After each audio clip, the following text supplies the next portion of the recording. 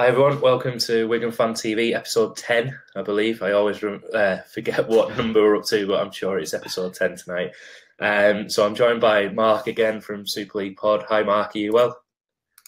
Hello, yeah, I'm good, thank you. How about yourself? Yeah, very good, thanks. So obviously this week I hope to have been in the sunny climes of New South Wales doing the show and maybe speaking to you, Mark, with a nice tan and sunshine on my back at 5:30 in the morning or 6:30 in the morning, whatever time it is. But that's not to be the case. So we plough on from sunny England. The plan for tonight is Mark and I are going to look back at the Salford game briefly, and then obviously preview the whole game down in Wollongong on Saturday morning.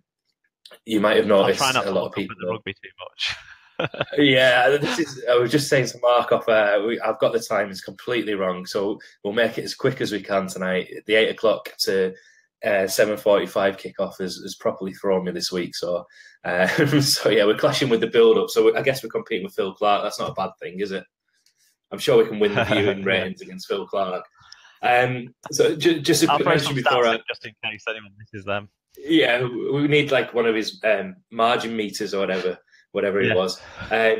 We'll just quickly mention a few things that sort of came. I did a video last night just to mention them, but we've got sort of 4 partnerships that we've signed up to in a sort of ad hoc way this year, which sort of hopefully will work really well with us. One of them being Oddballs, who have been with us from the start of this sort of 3 weeks ago, which is fantastic. And on the Facebook page at the moment, if you're obviously watching this on Facebook, there is a little link and you can win one of these fetching hats like Mark's got behind him at the moment. Basically like and share the post. You'll find it on the Facebook page. The draws for that is done tomorrow. We've got Mascot Browns, that's Steve Mascot, who we had on the show earlier, sort of 2 weeks ago, who's got the book Touchstones. We're going to be promoting their company mainly because they do sort of very niche sort of Fiji, USA rugby shirts. The really nice thing about them is they give the money back into the organisation. So if you buy a Fiji shirt, money goes back to Fiji Rugby League so that they can reinvest it.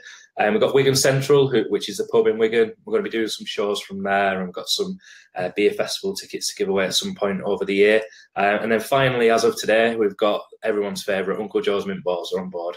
So there'll be a discount code for people to win Uncle Joe's, and I'm sure we'll get some Uncle Joe's to give away at some point. So that's all the sponsorship done, and we won't be doing that every week, but that's a little shout out to them. So let's crack on. Mark, I saw you at the Salford game. Yeah. It was bloody freezing, to put it bluntly.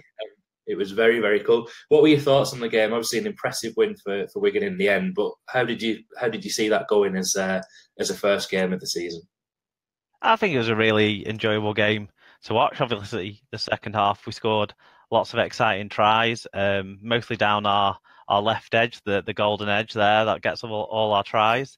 But the first half I thought was pretty solid too. We kind of wore them down. Salford had a weaker pack, didn't they, really, than we had. Yeah. And I think we contained the game really well in the first half, and that meant then brought Morgan on, put Sam in the halves, and freed a lot of things up. And it also freed Williams up for the second half. I mean, that Gildart's second try, everyone loves the Escaré try with the double kick and all that. It was great to watch, but for me, Gildart's second try was absolutely brilliant with a passing through hands and William doing a double wraparound to get the ball free out onto the wing. I thought there were some really great tries, lots of excitement in attack. We scored 40 points away from home. We didn't do that once last year. So there you go. Yeah. I mean, that's I guess one of the big things, isn't it? We spoke so much on the shows before the season about what is this attacking brand of rugby, and I remember you, Mark, putting it sort of probably the best way that I've heard anybody put it so far. It's just about getting bodies in motion. It's not about a particular structured way of running or a fluid type Castleford. It's just about getting people moving in positions, and that's perhaps what we lacked a lot last year, and we saw that on Salford against Salford. Obviously, one of the players that stood out, and we'll discuss this later on, whether he keeps his place in the team, scored 2 tries, Liam Marshall. We spoke off air maybe about his defence a little bit. How did you think Marshall slotted in? Did you see an improvement from him from last year? at times he was criticised for his defence, particularly in that Challenge Cup final. How did you think Marshall went against Salford? Well, he was exciting, weren't he? Particularly in the second half. In the first half, he was pretty much right in front of where I was stood defending, and you can see that he can be overmatched a little bit defensively and not always make great reads as he's learning that side of the game. But in attack, you can't really argue with what he's producing. Grabbing tries and assists. I think was it 2 tries and 2 assists in this one from him. Yeah, I mean, instinctive finishes as well as diving on the ball close to the line, as well as getting involved further back in the field. Showed his ability to improvise with the kick through for Escaray's try as well. It was exciting, certainly. If not, he wasn't tested defensively, which helps. Yeah, I think there was a couple of kicks close to the line that he took that probably is a little bit of a confidence builder for him. But like I say, we'll come on to this later on when we preview the whole game. But physically, he wasn't challenged like he potentially will be on Saturday if he does get picked. Overall, round one, any other teams that stood out for you? The results, I think before the game when Matt was on with us last week, we talked about maybe round one being that round where the games tend to be a lot closer and a lot tighter, but we had a few runaway games in round one. We were completely wrong. St Helens. I think the average margin of victory was over 20 points across the 6 games. Yeah, so basically, don't listen to us. Did you see fantastic? Yeah. Ben Barber looks incredible. Even when they went down to 12 men, they still were, an excited attacking force with those weapons, particularly in that sort of left channel. For them, it's about not having Zeb Tyre and Mark Percival have to defend because they're so good in attack. Widnes was a surprise. I think the margin of victory in their game was really a surprise, but it wasn't too much of a surprise that Catalan started slow.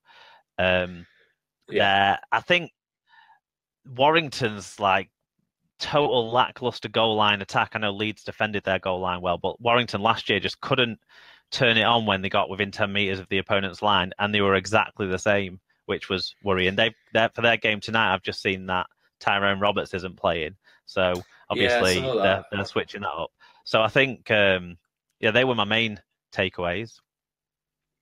Yeah, it was round one. You take from it what you can. I think fitness probably took its toll in a lot of the games as well, and what we spoke about last week as well as that interchange period, which I think will be. Wigan Saints grand final looks good, doesn't it? Yeah, Wigan Saints grand final and Challenge Cup final. Nailed on to fixture from week one. Yeah. So that's the Castleford Wakefield final then. So let's move on to Saturday. Obviously, it's unique in every sense of the word. It's Wigan Hull, but it's Wigan Hull in Wollongong. 8:45 a.m. kickoff over here. It's a nighttime kickoff over there. Obviously, a dry patch over there, which is going to be completely. Well, it was dry, I guess, at Salford, but the conditions are going to be completely different. I'll try and pull the squads onto the screen in just a second, just to make us a little bit smaller. So the Wigan squad, if I can read that, is Sam Tompkins, Tom Davis, Dan Sargent, Gildart, Burgess, Williams, Powell, Clubb, Lulawai, Flower, Joel Tompkins, Farrell, O'Loughlin, Sutton, Nuasala, Tautai, Isa, Escaray and Marshall. So Gabe Hamlin and Liam Forsyth are the two to miss out. And then if I scroll down somewhere, I'll try and find the Hull side. I'll tell you what, we'll just stick with the Wigan side for the time being. Whilst we scroll down now, we'll get that back off the screen. Who's missing out from that squad in the 17 for you, Mark? Who do you drop? Is it Marshall, and then do you pick one of the forwards to drop out? Yeah, well, I think the conversation is Burgess or Marshall, and Isa or Tompkins, isn't it? If we're banking on Joel Tompkins, that is, if we're banking on Lockers actually being fit. So personally, I thought Joel Tompkins was reasonably good last week. I thought it's the best game I've seen him play in the second row. He looked a bit smaller. He looked like he'd slimmed down a bit. Whereas Isa came on and dropped the ball 2 or 3 times. So on that basis, I'd leave Isa out of the pack for Lockers, and I would be looking at probably taking Marshall out, but more for the matchups than anything else. Yeah, I mean, I think this is a big thing, isn't it? Sean. Have you lost me? I can still see you, Matt. I'll carry on just in case you, if you pick this back up at some point. But yeah, I'm not sure whether I'm going to sort of just take Mark off the screen and try and bring him back on. But yeah, one of the biggest concerns I think last year with any joy, Mark? No, Sean. No, you can't see anything. We'll plough on with. We'll let Mark sort of log out and log back on and see if he can get on there. But I think one of the big things that we were talking about off air is that Marshall Davis conundrum that Wigan faced last year in the Challenge Cup final. Obviously, Davis was picked, got injured just before the kick-off. Marshall came in, and Fanua, who was up against, sort of tortured him a little bit in that. And then they basically replaced Fanua with Farrimore, if that's how you pronounce his name, who's pretty big as well. So I'm going to see if we can get Mark back on, see if he can hear us. Any joy, Mark? Can you hear us? Nothing on that. We'll see. We'll see if Mark logs out and logs back in, but we'll. I think he just probably wants to watch the Leeds Hull KR game possibly. So he's just logged out. We'll wait to see if he can come back in. He's just logging back in at the minute. It's the first time I've ever had to fill. This is interesting. Here we go. Any joy, Mark? Are we back? There we go. Right, perfect. Where was that? I don't know. You were lost in cyberspace. I was filling. What I was talking about whilst you're off screen then, Mark, is this sort of conundrum of Marshall or Burgess. Last year we had it in the Challenge Cup final, which was basically Davis or Marshall. Davis was picked, got injured just before the Challenge Cup final. Marshall came in, struggled a little bit physically against Fanua. Do you think that's a decision basically this week for Sean Wayne? He goes for the more physical Joe Burgess against Farrimore. Is that how you say his name? I presume it's Farrimore. For Amo, I don't know. Either way, it's good by me. Yeah. I'm not. I think the Hull fans have just taken it to calling him by his first name, I think, or even yeah. I mean, basically the same. It's basically the same. Well, that's player, the point, isn't it? I'd be more looking at how Marshall was kind of dominated in the league games by Fanua. Yeah. But in the cup final, obviously, he played on the other side against Talanoa. Now, Talanoa grabbed a hat-trick last week. Talanoa's a big bloke. The thing with playing Marshall doesn't drop a lot of balls, but he don't get much chance to get to the balls against Hull, and Hull's kicking so good in that area of the pitch. So I'd be going with Burgess on that basis, really. Not because of anything Marshall's done wrong necessarily, just I don't trust him to compete. I mean, Farrimore, like you say, is basically Fanua, isn't he? And Fanua scored 4 tries in the last 2 meetings of last season against us, so including 2 at Wembley that we want to forget. I just think Farrimore, looking at the meters he made in week 1, looking at the way he went about his game from the highlights I've seen of him, he just looks like him, doesn't he? And so you got to legislate for that in your team selection, and that's why I'd go with Burgess, who's a little bit stronger defending. Not going to lose much try scoring wise. He scores at a try a game for his Wigan career. So I think, I'm guessing you'd be the same, would you? Boring us me making the same points again.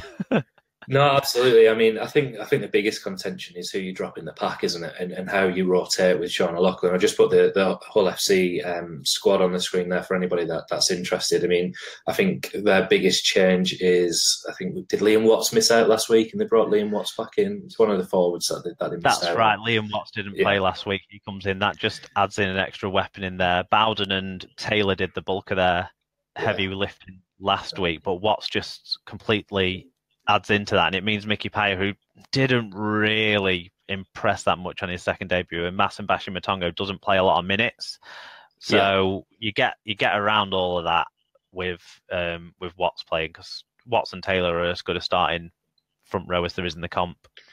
Absolutely, I think Scott Taylor. I said this after the the final last year, Scott Taylor, I think, is the best player that Wigan have ever let go in the Super League era to another Super League club. I'm sure somebody will correct me and tell me, David Ferner or somebody like that. But for me, for the potential that Scott Taylor had, obviously he was homesick and things like that. But if you could take a player back, Scott Taylor would be the player that you would take back without hesitation. But just to go back on what you said, Mark, in terms of the team, I think that's the biggest conundrum is Sean O'Loughlin. I think that's going to be the biggest issue for a lot of this season is how does Sean O'Loughlin, he obviously fits into the team because he's the captain, but he's not an 80-minute player anymore by a country mile. Sutton obviously played 13 against Lee in the friendly, played 13 last week. He's basically 3 forwards when Sutton's on the pitch. Do you think that seems to change, that we'll see Sutton on the bench replacing O'Loughlin at an interchange at some point? Either Sutton or Clubb on the bench to replace O'Loughlin. Sutton might start in place of Clubb. It would be one option, but I think, most likely the way you've gone, I'd have, Isa missing out because Joel played quite well in the second row last week and didn't actually miss as many tackles as sometimes he has done at second row in the more recent past. So that's exactly how I would see it. I mean, Clubb played great in the second half last week, but not so much in the first half stint. So I don't know if we might want to change up how he's used in the game. Yeah, I think that's probably one of the big changes this year is sort of starting props and sort of bench props. Obviously, Nuasala being used as interchange this year as well to try and get, I guess, a bit of aggression from him. We just put Daniel's comment on there. I'd stick with Davis and Marshall, let Burgess fight his way back in. I thought Marshall was brilliant last week and looks to have found his confidence again. I think that's a very, very good point going back to Marshall is this thing about confidence with him, and after scoring 2 tries and having probably one of the best games that he's had in a long time, to be dropped, after that is going to be pretty harsh. But that's the size of the squad. I don't think Liam Marshall lacks the confidence whatsoever on a rugby field. I think he's very natural going forward. So I'm sure it won't knock him at all. I mean, technically, he was dropped for the cup final last year, but it didn't knock his confidence, and he came back in when he had to the week or two after that and was still scoring tries. So we've got 3 guys who are going to score at a try a game. That's the thing. Yeah, and we're going to try and fit them in. So here's a curveball for you. Okay, going off topic, Salford today, Manu Vatuvai pretty much out for this season. Watson has said that he's probably going to look in the transfer market for a winger. Do you loan them Liam Marshall? You loan them Liam Forsyth. That's a very good idea. Do you loan them Don Manfredi to get fitness back when he comes back? That wouldn't be a bad idea. He played 2 games for them, didn't he, a couple of years ago, and scored a couple of barnstorming tries. So that is a better idea than Liam Marshall. We've got to keep our 3 frontline wingers in the squad because injuries will happen. My question to you, really, when I was thinking about this game and writing some notes down, is when are we going to bring Escaré into the game? And I think at Salford, we were able to bring him in on about, 26, 27 minutes because we'd kind of got over their pack. We're not going to get over Hull FC's pack as quickly. Would you bring him in still around the same time, or would you think about it being a little bit later in the game? I think my opinion and my unlearned opinion and layman's opinion of rugby league would be, I think a lot of it will come down to the conditions. I think fitness-wise, if we see that pack's hiring, I think that's when Escaré comes on. And I would have thought that at this moment in time, they don't know when that is because we're playing at 7:45 in Australia, sort of going to be 24, 25 degree heat. And I think Escaré is that man that comes on and sort of tries to expose tired bodies. And I think it completely depends on when that is. If it's after half an hour, it's half an hour. If it's in the second half, I don't think Sean Ware would have any objections in keeping that spine as it is until the second half. And he'll only make that change, I think, when he senses an opportunity. What do you think?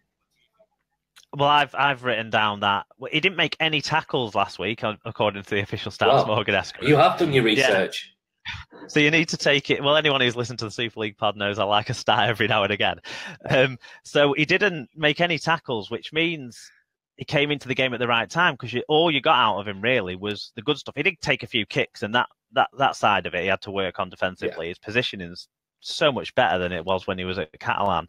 But it's bringing him in when he's not going to have to tackle anything. So we need to bring him in when they've got their weaker forwards on the pitch. And they tend to run Watson Taylor for longer spells than we run our starting front row. So that's the key to it. I suppose a little bit of it depends how much work that Tommy gets through at 9, how much Lockers can stay on at 13. But yeah, I'd be looking at bringing him after half an hour, 35 minutes, giving him a burst just before half time, rather than as early as he came on last week against a weaker side. Yeah, I think that is key, and I put in the match preview pretty much the same as what I did last week. Is interchange period is key, I think, in this game for both sides. Whoever wins and whoever dominates that interchange period, and that's where Wigan, I think, have struggled over the past few years, is not having that dominant bench because we're so stretched.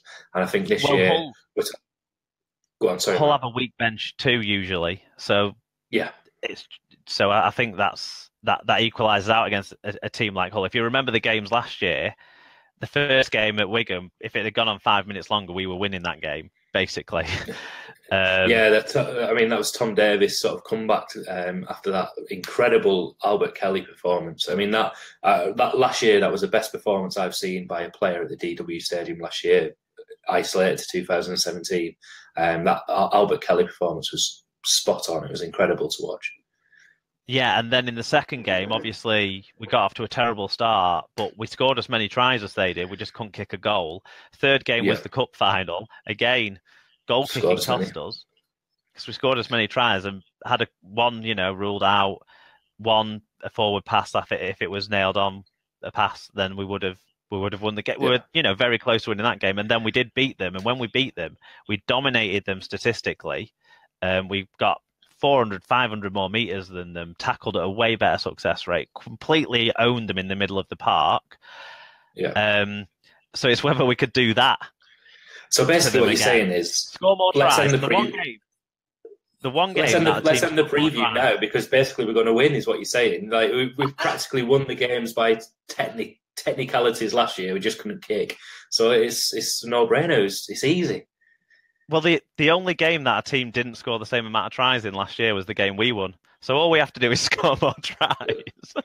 Right, brilliant. So, thanks for watching Wigan Fan TV. We've concluded that you need to score more points than the opposition to win. Brilliant. There you go. I mean, this is insightful. But let's move on. Every one of the 3 games that they won, we scored as many tries as they did. That's the point. Sam Tompkins' goal kicking 6 out of 7 last week. You can't go wrong with that. And he put on from the touchline on his opposite peg. And he put a video on Twitter today of him kicking one from the corner flag. I did tweet him saying how many takes did it get to actually do it. And he insists that it was 1 take. I'm not too sure on that, Mr. Tompkins. But let's move on so that we don't miss too much of the Hull KR Leeds game. Thoughts on the game, Mark? How's it going to go? Without giving me a prediction yet, how do you see this one going? Hull are going to make all their ground in the forwards. That's how they play, and then they're going to build off that with a really good kicking game in the final third. So if we make no mistakes off their kicks, return them well, our meters are going to come in the outside backs because that's how we play the game.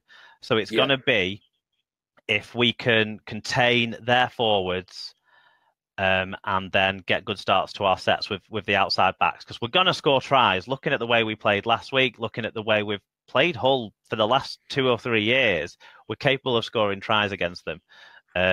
So I think it's going to be how much we can contain their forwards and how much of a start we can get.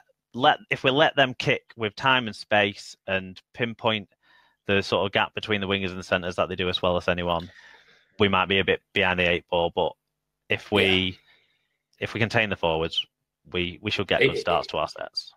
It seems simple, doesn't it? We're saying you score more points than the opposition, you stop Sneyd from kicking, and you win the game. We all know that it's obviously not as simple as that.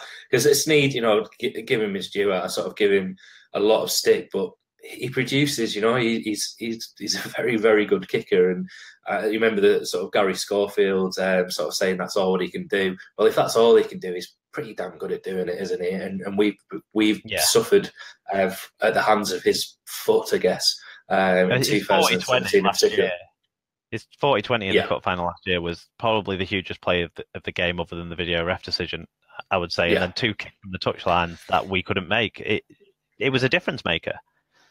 Absolutely, and I think we put pressure on him, and we stand a chance, and we compete in the forward. So, yeah, I think personally, I think it's going to be a really close game. I'm confident after last week, but I'm sure Hull are. They were trailing at one point to Huddersfield, and pretty much had a mirrored performance, I'd say. So Wigan Salford almost mirrored Hull and Huddersfield last week. Both take probably equal amounts of confidence into this game, and it's the unknown, isn't it? The Kenny Sterling Trophy, if that's what it can be called. What is it? I think it's like cut a tree in half and sanded down the inside of a tree. You almost don't want to win it because of the excess baggage that you're going to have to pay to bring it home. I think that might have to stay in Wollongong, because that's taking up a seat. It can have my seat on the way back. There's a flight next Monday that I should have been on that I won't be on, so you could maybe sit next to me, Dad, on the flight back on that.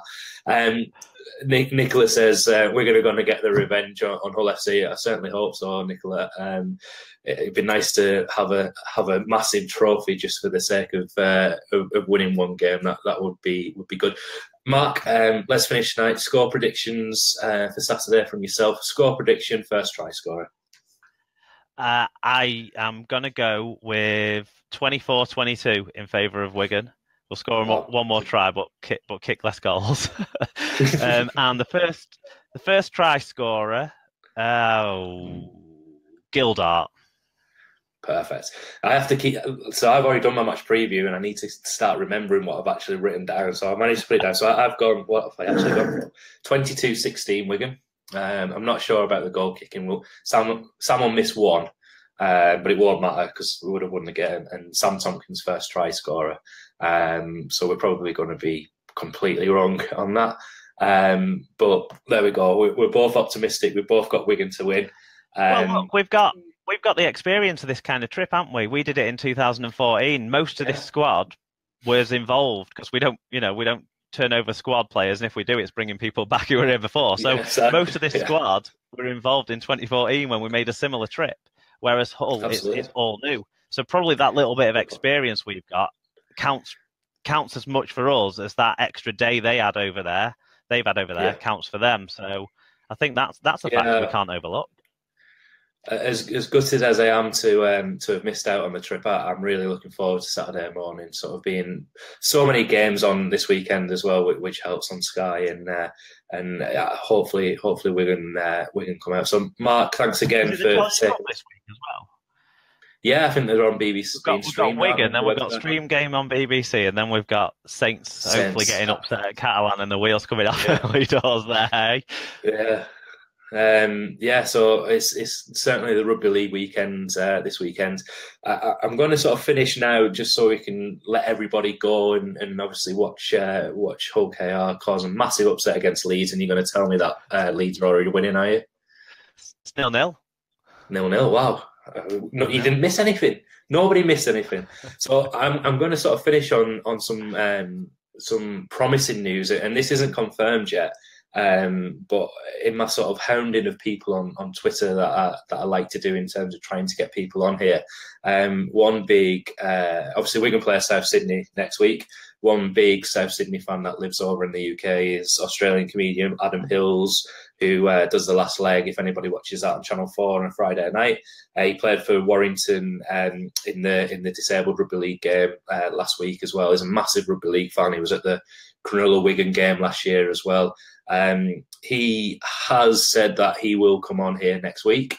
So I've sent him a private message, and hopefully we can get that organised at some point, and that would be absolutely fantastic to get somebody, a bona fide celebrity, I think you would say. I mean, he's verified on Twitter, so I mean, you can't get bigger than that, really, can you?